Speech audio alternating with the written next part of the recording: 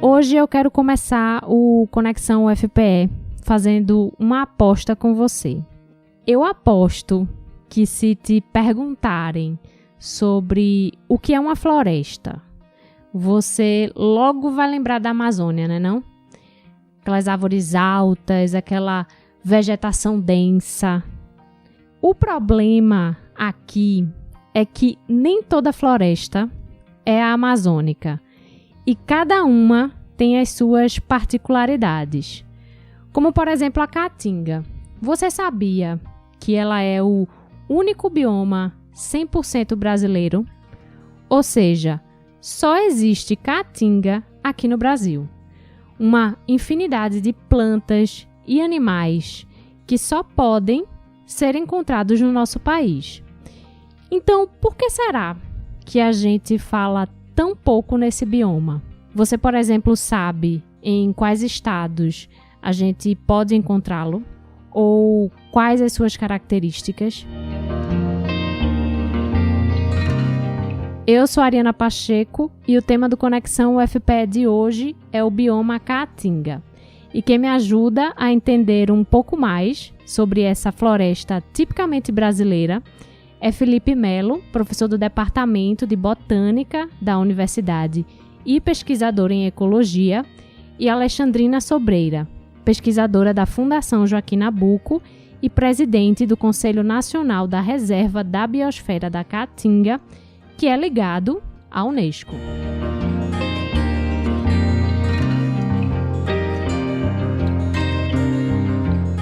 Alexandrina, a Caatinga é o único bioma exclusivamente brasileiro. Então, antes de a gente começar a falar sobre ela, acho que uma boa pergunta é: o que é um bioma? O bioma, eu acho que o professor pode explicar bem, mas nós temos uma diferença, né, professor, de bioma, ecossistema, e no caso do bioma Caatinga, ele guarda determinadas características que caracteriza essa área. E é por isso que ela se é capaz de ser diferenciada, né, do Cerrado, da Mata Atlântica, porque são características bem específicas da Caatinga. E dentro dessas características entram vegetação, animais, não é isso, Felipe? Exatamente. A Caatinga a gente chama de bioma porque a definição bioma foi uma definição adotada politicamente pelo Ministério do Meio Ambiente do Brasil. No entanto, tecnicamente, o bioma não se chama Caatinga. O bioma se chama, dependendo da classificação, a gente pode classificar a Caatinga como uma floresta seca, uma savana estépica. Esses são os biomas, de maneira técnica, digamos assim. Ou seja, existem outros ecossistemas com características similares às da Caatinga no mundo, né? No entanto, a Caatinga tem sua peculiaridade específica, né? Aqui na América do Sul, ela é o ecossistema, né, o bioma mais, digamos, exclusivo do país, porque a gente não compartilha ele com outros países, né? Então está totalmente subscrito nas fronteiras brasileiras, e é o que a professora Alexandrina falou, exatamente. Então, o que determina, o que caracteriza, o que faz a gente chamar uma região inteira como um bioma, um ecossistema, é um conjunto de fisionomias e propriedades da fauna, flora e também biofísicas, né, do solo, do clima, que são compartilhados, né, mais parecidos entre as regiões dentro desse bioma do que entre regiões de diferentes biomas. Então, a Caatinga é sim uma região peculiar, sui generis, dentro do território brasileiro, né, mas ela também faz parte de uma grande categoria de florestas secas no mundo. Felipe, e quais são as características únicas, ambientais e territoriais que fazem com que esse bioma, com que a Caatinga, só seja encontrada aqui no Brasil? A Caatinga ela está localizada no que a gente chama na porção nordeste de um conjunto de ecossistemas secos, áridos, né, de florestas e savanas, que a gente costuma chamar dentro da biologia como diagonal seca da América do Sul. Se o ouvinte conhece um pouco da geografia física da América do Sul, você vai perceber que a Caatinga, logo em seguida, ela faz fronteira com o Cerrado brasileiro, que é uma savana estépica também, né? Ou seja, uma área muito, no entanto, mais aberta, com a presença de gramíneas, de matas de galeria, etc. O cerrado se estende ao longo do Brasil Central, mas em direção ao oeste, né, o centro-oeste brasileiro, onde ele encontra, em seguida, uma transição com o Chaco paraguaio e boliviano, né, que é um outro tipo de floresta seca da América do Sul, e o Chaco vai se estendendo naquela região até chegar ao sopé dos Andes e subir, né, e ali já mudamos completamente de ecossistema, porque já entramos para um ecossistema montanhoso. No entanto, se você traça essa diagonal que vai do Chaco, do Paraguai e Bolívia, até o nordeste do Brasil, na Caatinga, a gente tem o que a gente chama de diagonal seca. Então, essas são características dessa área de seca da América do Sul que separa a Amazônia, digamos, como uma grande bacia úmida também, e da Mata Atlântica, né? Então, se você vê, ela está justamente entre duas grandes porções de floresta, né? Que outrora foram grandes porções, no caso, a Mata Atlântica, né? Mas o que caracteriza a Caatinga especificamente é que ela está nesse extremo, né? Nesse extremo mais nordeste, o que nós temos é uma formação que a diferença, por exemplo, do Cerrado, a Caatinga, ela não é um ecossistema inflamável como o Cerrado, ela não tem grandes áreas estépicas de gramíneas que secam e formam aquela biomassa, e pode ter combustão espontânea. A Caatinga, ela é uma floresta um pouco mais densa em termos de presença de subbosque, de arbustos. Está caracterizada também por uma grande presença de cactácea, ou seja, os cactos, os famosos cactos, tão típicos da Caatinga. Então, em termos vegetacionais, a Caatinga é muito separada, digamos, é muito particular com respeito a essas outras florestas secas. No entanto, qualquer pessoa que conhece e já andou um pouco pela Caatinga vai perceber que as Caatingas são muitas Caatingas. As fisionomias e as feições, as composições da Caatinga são diversas e vão variar muito de acordo com a altitude, com a precipitação que cai nessa região. A Caatinga tem uma variação de precipitação enorme, de altitude também. Então a gente tem áreas mais úmidas, os boqueirões, áreas da depressão sertaneja, Caatingas de solo arenoso, como as do Raso da Catarina, que aqui em Pernambuco se representa pela fisionomia que a gente encontra no Vale do Catimbau, no Parque Nacional do Catimbau. O nosso grande botânico Dárdano de Andrade Lima, que caracterizou muito bem a Caatinga, fala justamente de 5 tipos de Caatinga, grandes tipos, que ele subdivide em 12 outros tipos, caracterizados especificamente pela dominância de algumas espécies vegetais, né? Por exemplo, os carnaubais do Ceará, né? Quem nunca passeou por ali não viu aquelas florestas de carnaúba, né? Que é uma palmeira muito bonita, por sinal, né? Aquilo faz parte de uma vegetação típica da Caatinga também. Os licurizais, as áreas dominadas por pereiros e catingueiras. Caatinga tem muitas fisionomias diferentes, as áreas de boqueirão lá da Serra da Capivara, com a presença inclusive de elementos da Mata Atlântica e do Cerrado misturados, né? Então a Caatinga é um ambiente muito heterogêneo, um mosaico de tipos de vegetação. Além de toda essa vegetação característica, Felipe, quais são as espécies de animais que a gente encontra na Caatinga e o que é que a gente só encontra nela? Veja, a Caatinga tem muitos endemismos. Então, para o ouvinte entender, endemismos são espécies raras e com distribuição muito restrita, ou seja, ocorrem em uma porção geográfica do globo muito pequena. Algumas dessas espécies estão associadas a tipos de ecossistemas e climas muito específicos. Então, a Caatinga, ela tem uma grande quantidade de endemismos e talvez um dos grupos mais endêmicos da Caatinga, né, e a gente conhece pouquíssimo sobre isso, são os peixes. Curioso pensar em peixes numa região seca. Mas a Caatinga tem mais de 1/3 da sua ictiofauna, né, ou seja, da sua fauna de peixes, é endêmico, só ocorre nas bacias dos rios da Caatinga. E essas espécies são super interessantes, algumas inclusive com capacidade de hibernação, né, de viver, inclusive nos leitos secos, na forma assim, hibernando, esperando as próximas cheias, as próximas chuvas. Nós temos muitos endemismos de plantas também, né, vários tipos de planta, bromélias, cactos. Nós temos endemismos, que não chega a ser propriamente apenas da Caatinga, mas temos um endemismo interessante que é o tatu-bola, né, que foi mascote da Copa do Mundo e é uma espécie endêmica. A boa parte da distribuição dele é exclusiva da Caatinga, né? Ele ocorre numa zona do Cerrado que é limítrofe com a Caatinga, mas a maior parte da distribuição dele é dentro da Caatinga. Uma coisa que eu gostaria de complementar, não sei se vai haver espaço, professor Felipe, é que de todas essas espécies que nós temos, temos quase, segundo o IBGE, ainda em 2014, 366 espécies ameaçadas, o que seria quase 18,2% das espécies analisadas. Né? Isso de acordo com o IBGE. Isso para você ver também que, para além dos nossos estudos, o IBGE também analisa e avalia a biodiversidade desses biomas. Bem lembrado. Não é? Porque essas ameaçadas a gente tem que colocar no livro vermelho e preservar. Alexandrina, depois dessa nossa explanação inicial sobre a fauna e a flora da Caatinga, e também entendendo melhor as suas características, qual é a importância desse bioma? Olha, em primeiro lugar, o bioma Caatinga ele está praticamente associado à região semiárida, né? Segundo uma classificação ainda que foi da Sudene, a Caatinga representa mais de 90% da nossa região semiárida.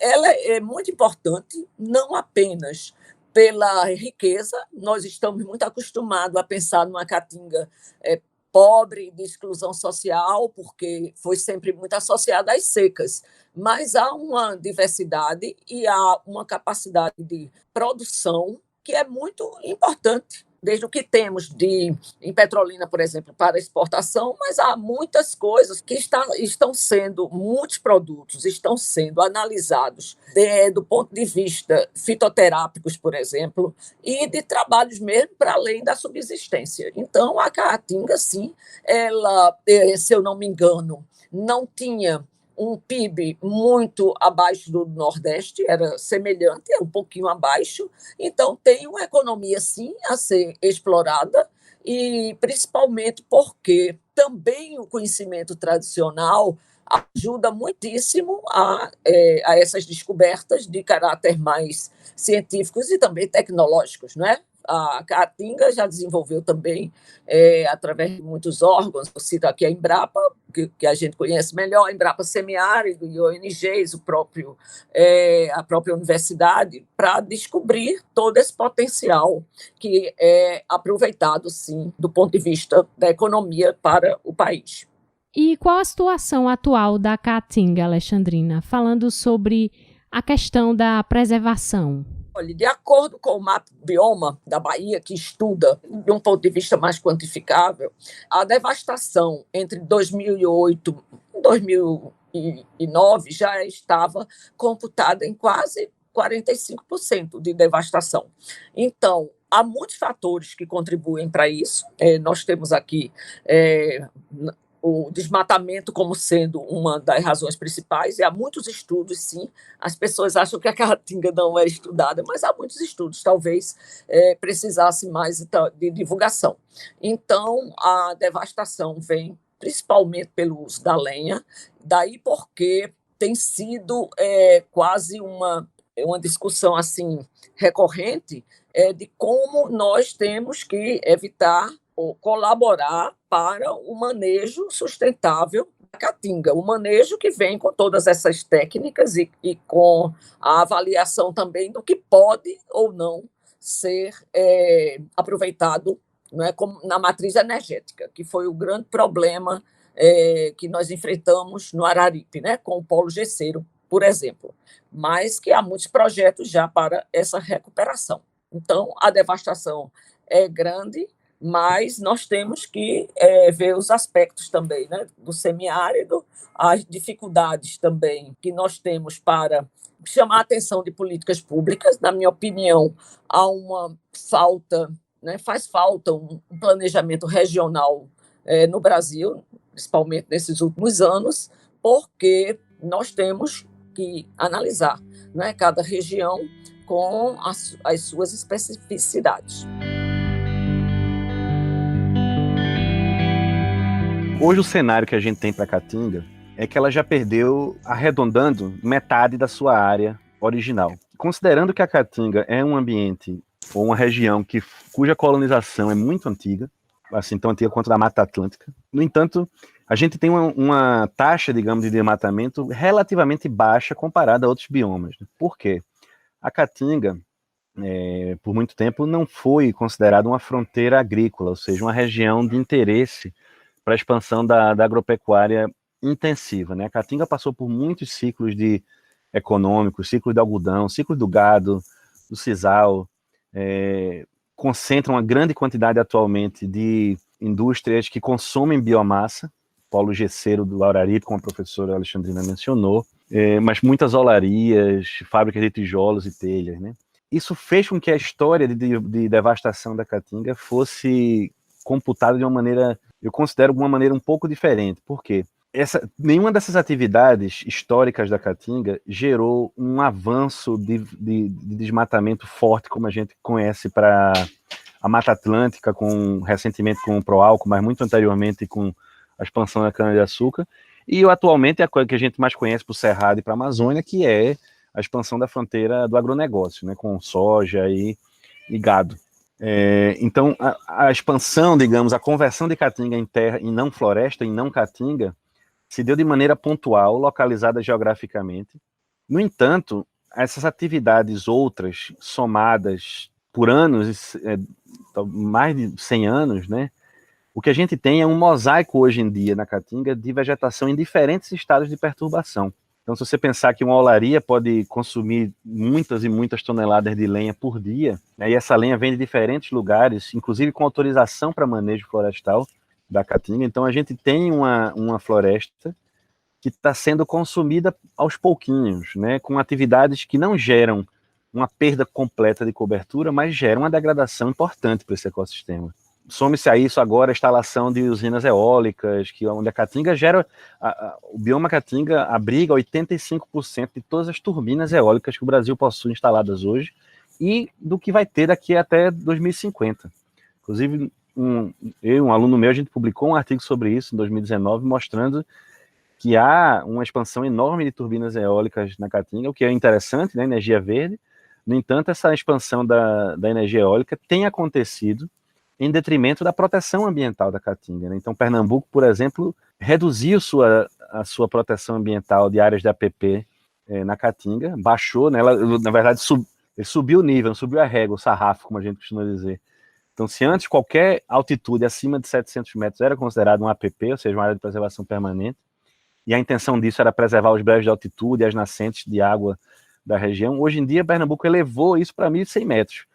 Só existe, sei lá, 2 palmos de terra em Pernambuco com mais de 1.100 metros de altitude, né? Lá no Pico do Papagaio, em Triunfo. Então, Pernambuco praticamente eliminou as APPs por altitude e com a justificativa explícita de favorecer empreendimentos eólicos. Então, a gente está fazendo escolhas ainda na Caatinga, esse é só um exemplo, mas isso exemplifica as escolhas mal feitas para o desenvolvimento dessa região. Ou seja, a gente está ainda agarrado a um modo de desenvolvimento para o semiárido e para a Caatinga como um bioma, ainda associada à degradação, ainda associada a métodos que não geraram nem desenvolvimento nem conservação em qualquer outro lugar do país, né? Então, se por um lado a gente se orgulha da fruticultura do São Francisco, por outro lado, a expansão dessa atividade nessa região é uma ameaça seríssima para a Caatinga, né? Então, a gente precisa escapar dessa dicotomia, né? E fazer, porque a Caatinga tem modos e maneiras de se desenvolver próprios, né?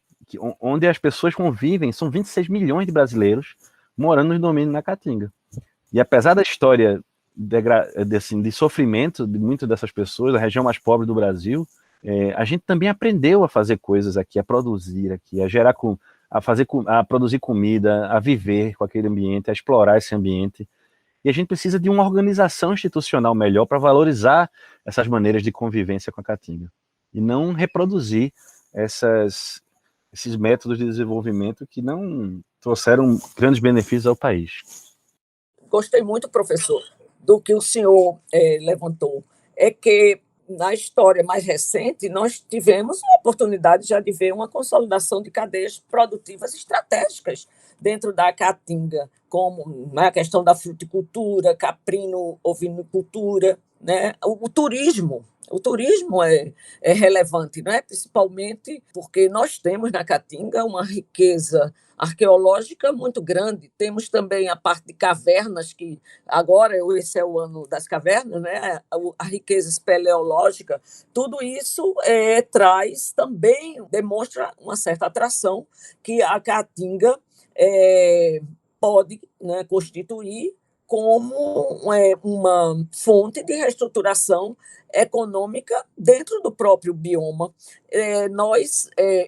Eu vi, professor, lá no Boqueirão da Onça, essas usinas eólicas. Realmente tem toda a questão da paisagem, tem toda uma análise também econômica do desgaste que isso pode trazer. Então, essa dicotomia é complicada, mas nós sabemos que essas cadeias produtivas elas são importantes para o desenvolvimento de atividades econômicas dentro do próprio bioma. Levando em conta uma outra coisa, é que nossos municípios, principalmente os municípios que estão cerca de 1.200, eu creio, nas zonas semiáridas, a maioria vive de transferências de renda diretamente do Estado ou do governo federal. Então, nós temos que ver também uma situação de dependência que deve levar a produzir e termos também valores agregados numa economia dentro do semiárido e não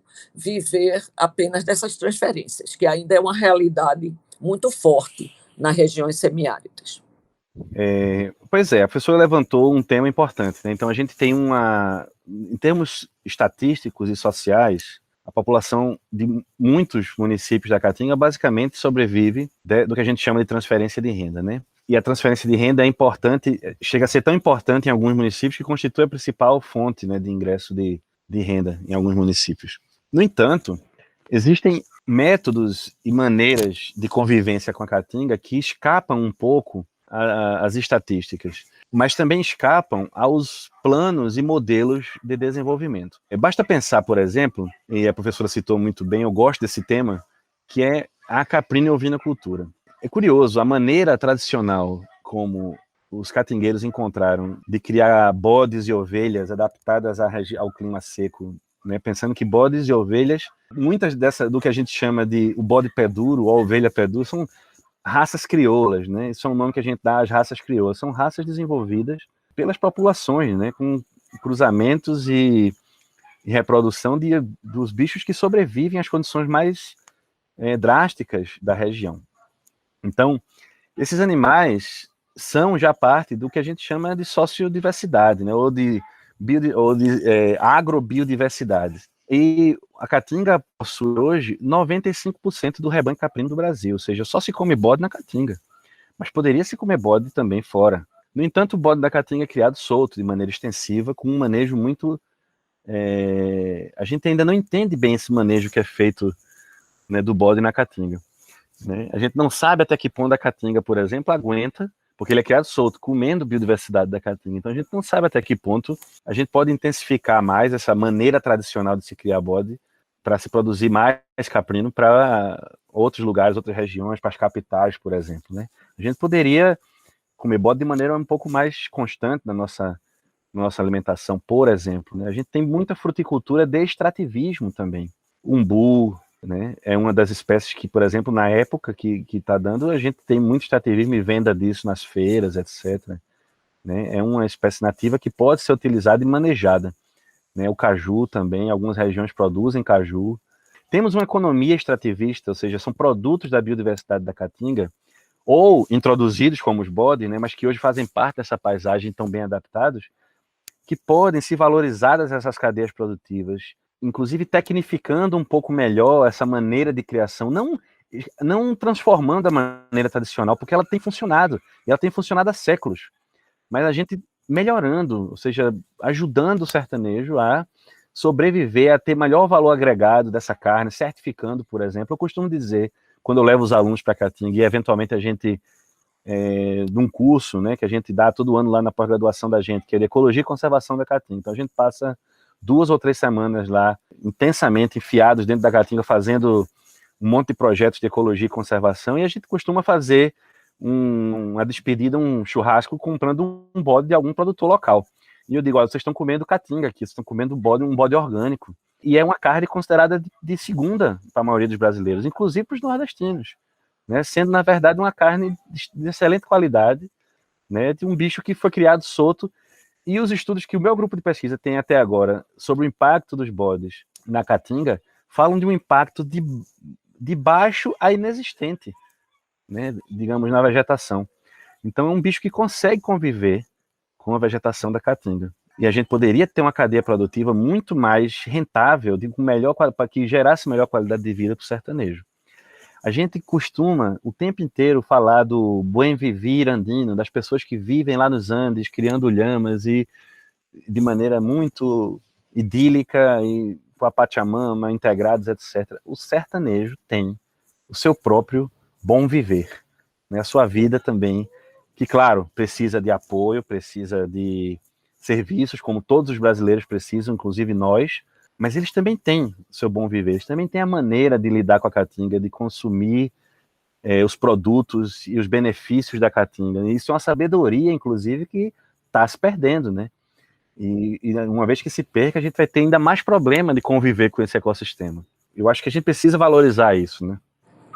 Eu creio que há um aspecto, professor, importante, é que a gente pode promover a conservação, né, dos recursos naturais, principalmente se temos já em mente, não é, as convenções internacionais, que a gente pode pensar que demoram muito a chegar, a descer até ao nível das políticas públicas, mas a Convenção de Desertificação abrigou o semiárido brasileiro, não é, como uma área que deve ser recuperada, e ela é suscetível, sim, a um processo de desertificação que precisa revitalizar, e a conservação das nossas bacias hidrográficas. Então, essa tendência de valorizar também o nosso bioma, mesmo que seja com a seta, às vezes, invertida de um processo de desertificação, mas a gente tem que ver como mapear, atualizar essas informações da cobertura vegetal, erosão dos solos, não é? E os nossos recursos hídricos, que muitas vezes são mal utilizados. Isso é um cenário assim, que não é um cenário, é que nós estudamos bastante isso dentro dos projetos da Unesco, como colocar, não só na Convenção da Desertificação, mas na Convenção da Biodiversidade, o valor da caatinga.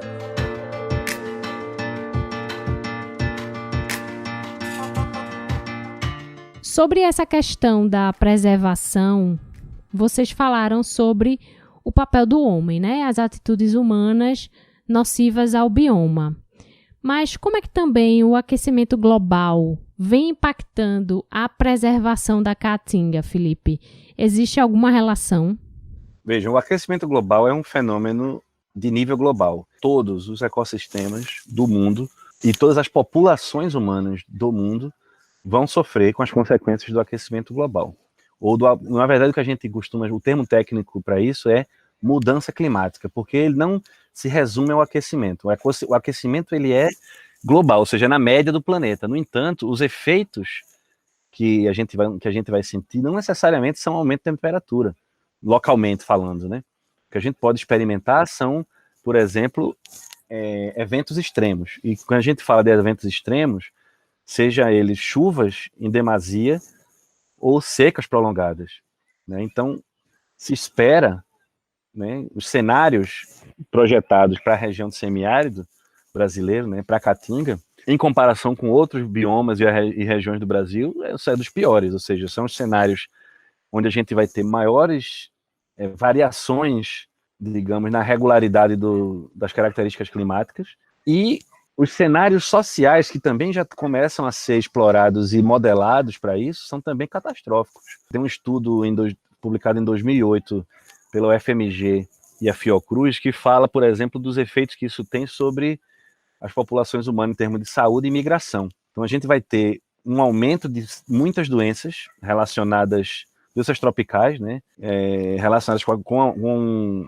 a mudança climática, doenças relacionadas com a falta de oferta de água, por exemplo, que é muito grave, e a gente também vai ter problemas muito sérios com migração, ou seja, que é o abandono das terras, ou seja, um novo êxodo, devido à perda de fertilidade e de produtividade desses ecossistemas, desses agroecossistemas da Caatinga. Então essas são das principais consequências que eu considero que são gravíssimas e que a gente precisa se antecipar, né, a elas para poder mitigar, né, e reduzir os seus impactos negativos.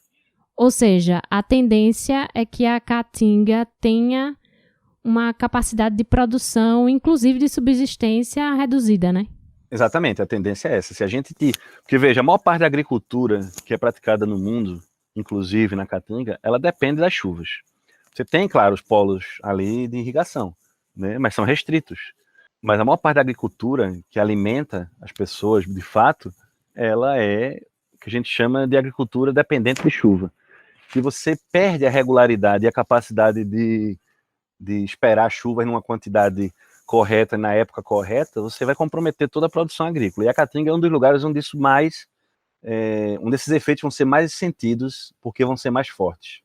Nós, na Fundação Joaquim Nabuco, fizemos algumas pesquisas dentro de um projeto chamado Climap, exatamente que confirma, professor Felipe, essa tendência futura das mudanças climáticas em relação ao semiárido. E há também, do outro lado positivo, outros estudos que estão vendo como podemos vender crédito de carbono. Esse é um assunto mais técnico, porém também está sendo analisado na Caatinga. Enquanto a questão das populações, os estudos realmente confirmam que há um impacto direto na saúde dos sertanejos, dos caatingueiros, né, das pessoas que vivem na Caatinga, porque a questão da água sempre foi muito problemática, né? Inclusive a nossa mortalidade infantil no Nordeste diminuiu bastante depois que o tratamento da água chegou à mão das mulheres. E, Alexandrina, como é que a Caatinga vem sendo preservada? O que é que a gente tem hoje de ações e políticas públicas voltadas para a proteção desse bioma? Essa é uma questão muito delicada, porque ao longo, né, da própria história, desde a criação da SUDENE, o objetivo era explorar, mas com alguns cuidados que, na época, os economistas já traziam para o cenário da Caatinga. Eu sei de projetos, né? A FAO tem influenciado bastante as políticas públicas, não apenas voltadas para a questão da alimentação, mas para a questão da produção mesmo agrícola. Agora, recentemente, os recursos da Inglaterra estão sendo utilizados para a capacitação também de todas essas pessoas que trabalham na Caatinga, através do Fundo de Desenvolvimento, o Fundo da Caatinga, mas é o BID que, na realidade, está gerenciando esses recursos. O que eu quero dizer é isso, é que as políticas públicas elas não podem esperar apenas pelo governo federal.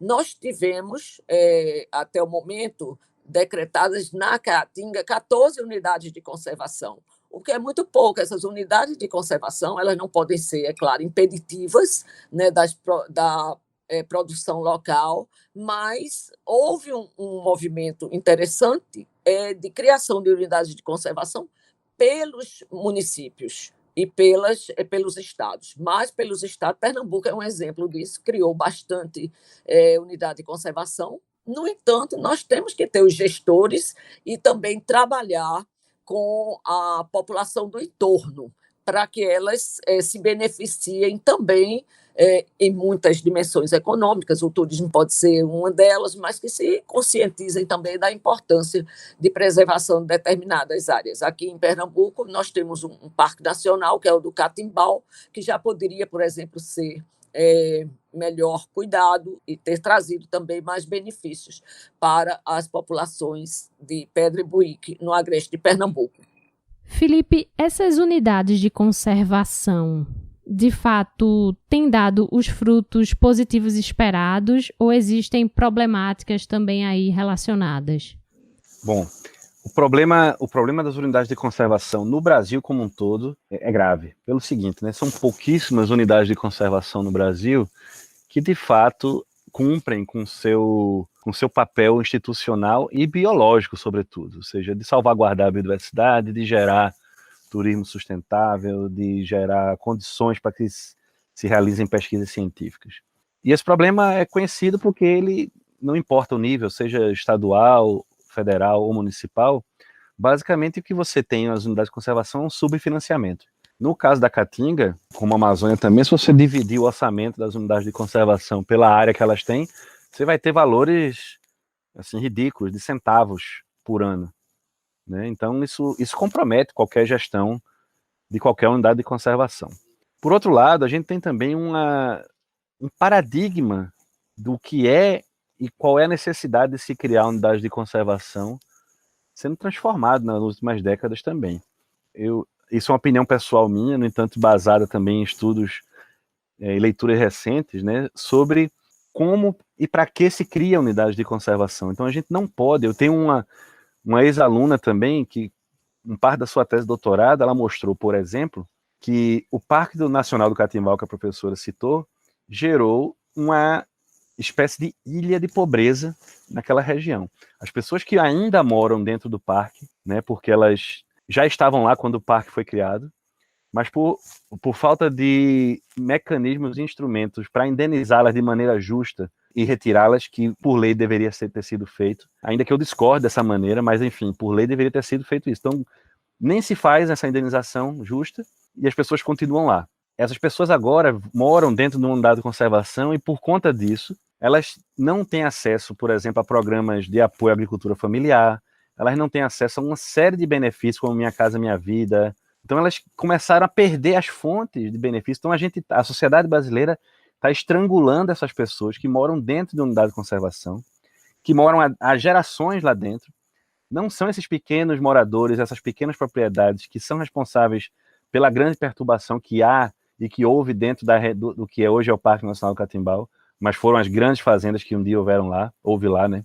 E já não há mais. Né? Elas não foram indenizadas, não serão provavelmente. Então a gente cria isso. A unidade de conservação está criando uma ilha de pobreza. Então a maneira como se cria e para quem se cria e do modo como se cria gera conflitos. Né? A gente tem uma terra indígena ao lado, lá do Parque Nacional do Catimbau, dos Capinauá, e os capinauás enxergam o parque como, eu não posso falar por eles, mas pelo que eu ouço, né, e eu acho que eles, se forem ouvidos, eles podem dar uma noção melhor disso, mas há um conflito latente o tempo inteiro lá entre as comunidades indígenas e o parque, né, porque eles enxergam o parque como uma espécie de inimigo, e ICMBio como uma espécie de inimigo, né, ou seja, que está lá multando, que vai lá, né, porque tem áreas dentro do parque que são comunidades capinauás, e que eles reivindicam como comunidades tradicionais indígenas, né, mas que estão dentro do parque. Então cria-se um conflito. Esse conflito fica insolúvel, né, depois de muito tempo. Já faz mais de 20 anos, vai fazer 20 anos que o parque foi criado no próximo ano. Ele foi criado em dezembro de 2002. Então vai completar, já é maior de idade o Parque Nacional do Catimbau e continua com os problemas mais básicos que a gente pode imaginar. Por outro lado, fazendo um contraponto, nós temos outras unidades de conservação. Esse eu acompanhei desde o início, sabe, Felipe? De fato, é um problema os conflitos que existem dentro das unidades de conservação.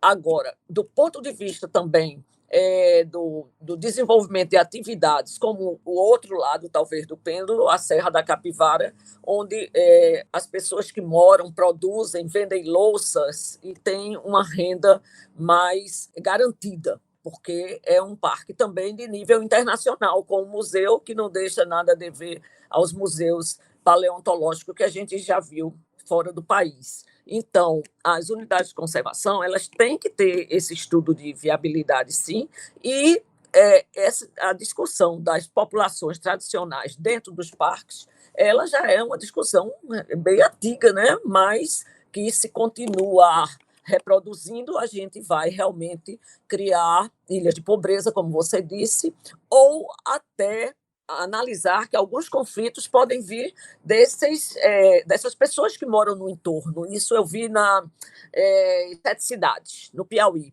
não é? No entorno é uma área grande, mas as pessoas ficam preocupadas porque precisam da terra e ali o ICMBio não pode permitir porque é área de uso sustentável, né? Porque algumas unidades de conservação as pessoas podem explorar e trabalhar, mas outras de usos mais restritivos criam, de fato, esse problema social.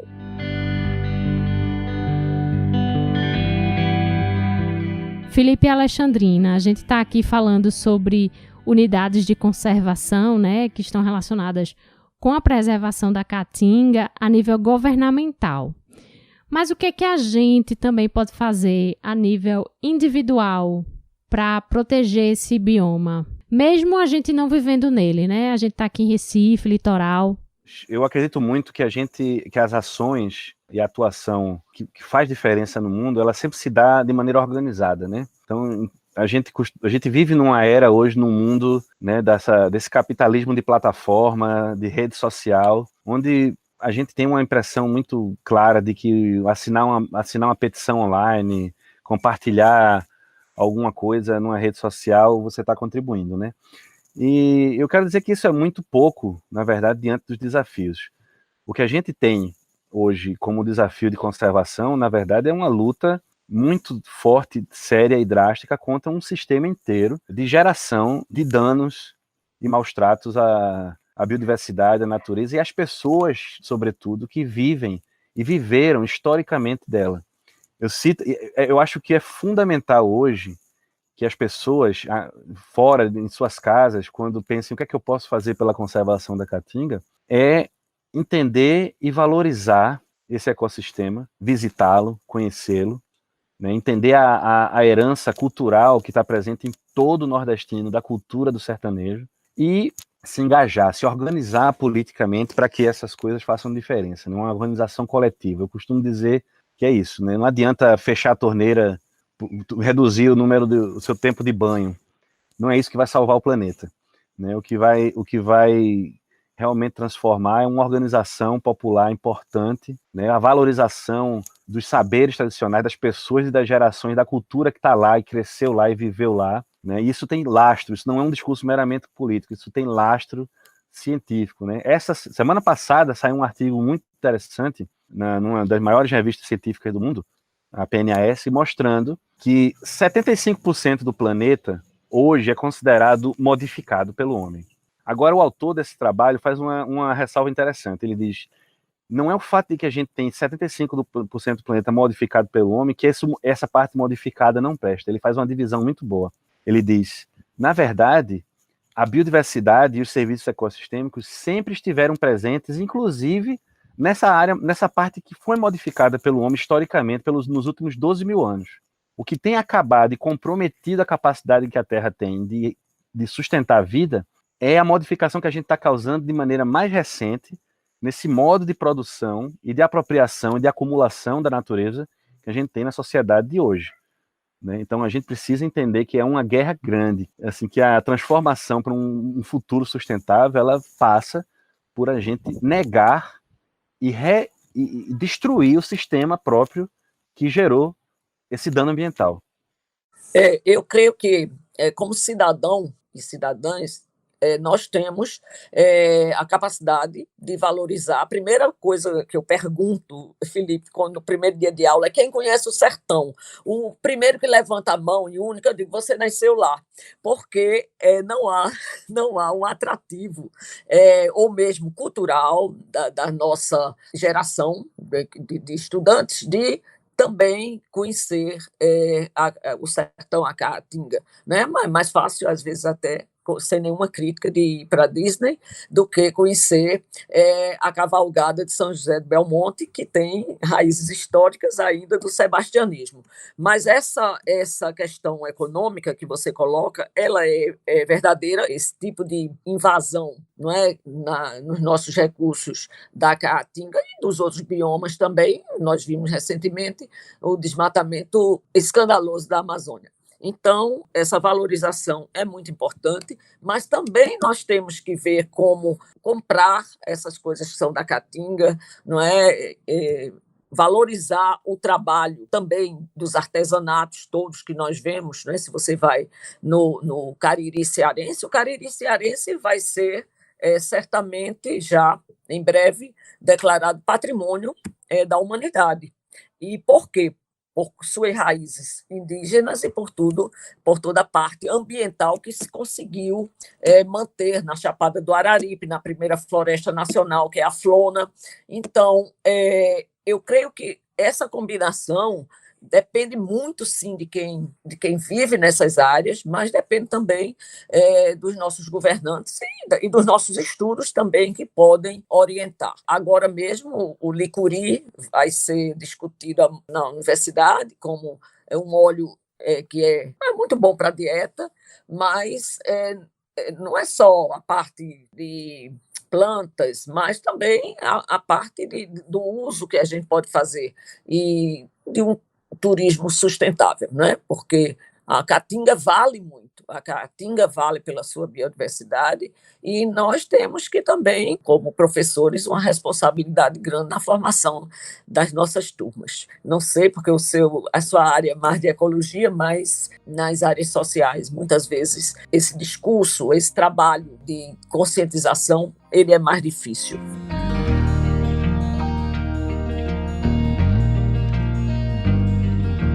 Bom, a gente vai se encaminhando para o fim do programa. E a minha última pergunta para vocês é sobre uma coisa que chama muito a minha atenção sobre a Caatinga, que é que se fala muito pouco sobre ela se a gente comparar assim, o que se fala sobre outros biomas, como, por exemplo, a Amazônia, o Pantanal, a Mata Atlântica. Por que vocês acham que isso acontece? A gente precisa realmente falar mais sobre a Caatinga?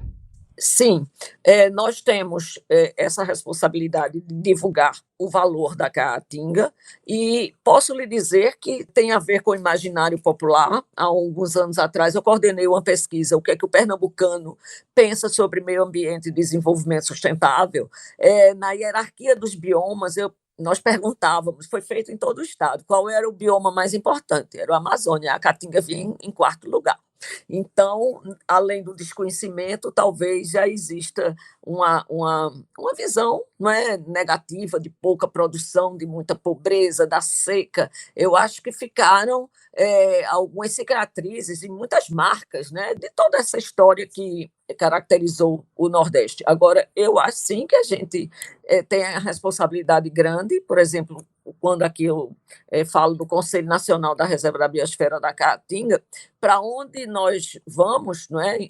Com a Unesco, a gente leva todo o conhecimento que é possível levar para o exterior e também para comparar a Caatinga na sua riqueza com outras regiões semiáridas do mundo que fazem parte dos sítios da Unesco. Eu tenho pouquíssimo a acrescentar o que a Alexandrina falou. Ela até como estudiosa do tema, né, sobre o que pensa, eu acredito, né, compartilho dessa mesma visão dela. A Caatinga está carregada de preconceitos e noções equivocadas que foram espalhadas através, inclusive, das imagens que a gente cresceu vendo, etc. Apesar de, como eu falei, ser um bioma, um ecossistema que forjou a cultura e aquilo que é de mais único e que nos identifica enquanto nordestinos, né? Ninguém, assim, é curioso que quando alguém fala e pensa numa cultura nordestina, a gente não, apesar de nós somos litorâneos, por exemplo, eu cresci aqui em Recife, eu não imagino uma cultura nordestina praieira, litorânea, canavieira. Essa cultura foi muito falada, né, pelos intelectuais que produziram sobre essa cultura. Ela tem sua importância na formação histórica da nossa população. Mas a Caatinga tem uma importância na formação da nossa identidade que eu considero o que eu chamo de identidade ambiental, né? A nossa identidade ambiental é muito fortemente ligada também à Caatinga, nossos hábitos, nossa comida, nosso palavreado, inclusive um certo orgulho, apesar de tanta dificuldade, né? Então, a capacidade de superar, né, desafios e tal. Então, eu acho que a professora foi muito hábil em falar isso, em dizer que a gente precisa falar mais, falar dela, falar da Caatinga, o máximo que a gente pode, o tanto que ela merece, que ainda é pouco. Felipe e Alexandrina, muito obrigada pela participação de vocês aqui no Conexão UFPE. Até uma próxima. Valeu, Ariana. Valeu, Ariana.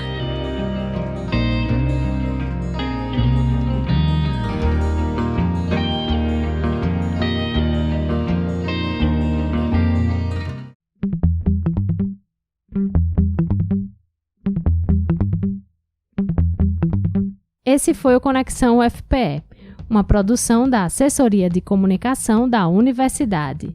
Eu sou Ariana Pacheco e esse programa foi produzido por Joyce Olimpo e Larissa Soares.